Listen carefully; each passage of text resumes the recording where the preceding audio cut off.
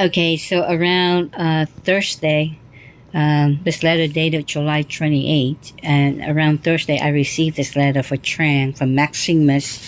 Maximus is where we appeal her HealthNet Pulmicort back then in 2019, where they consistently decline, even though we have the letter proof that they cover up for her medication up to year 2030. This is, I think, where the fraud is involved because they declined that letter from HealthNet, but yet they billed Medicare Part D because that one allowed it to cover her Pulmicort until 2030, and this is where they use her old prescription.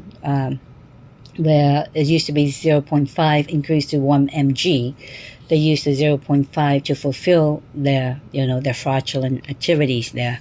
But anyway, I was a little bit surprised because I remember when I appealed for Tran on the paperwork, as you can see here. So somebody hacked into Maximus, which is the highest level of appeal when they decline your medication. And in this case, I was appealed for Tran Pulmicort for the HealthNet. And even though we had the approval letter since in Glendale, so way back, and they approved up to year 2030. Okay. So anyway, in this particular letter mentioned that the data was hacked and all the information was stolen, names, social security numbers. So this is just for all of you out there, not just only for my sister.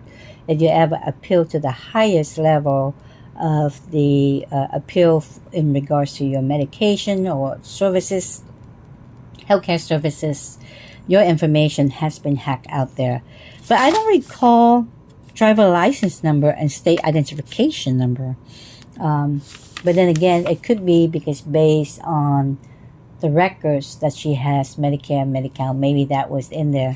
But I don't know if this is legitimate or not. It could be. It could be also a way to cover themselves up with the identity theft. Like I say, I knew I lost one payroll check. No matter how much they lie about it, they cover up or reprint this, reprint that. I know I'm missing one payment of my payroll, okay, which is equal to 2 weeks. So very interesting that suddenly we receive all this. So is there something out there that they used or information, like maybe the Volkswagen letter, so now they try to cover up? Who knows? I mean, beats me.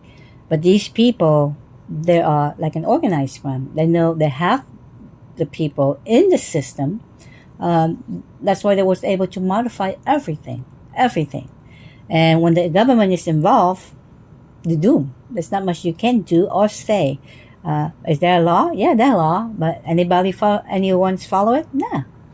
Because, like I say, I was very surprised that even the top management who reviewed the cases probably read a lot of my memos, in details, but yeah, somehow they pass it on as legitimate. Whereas they knew that everything was modified, everything was fraudulent involved in this, even her numbers of everything. But yeah, they passed, and they won the case. So I'm not talking about the money. I really don't care about the money. I'm just talking about the principle. How is it possibly, knowing it, that a lot of information are prefabricated, manufactured evidence, even the medical device, they reset everything to their needs, okay? This is why another reason I don't take a blood test anymore, the blood sugar anymore, unless nobody watching.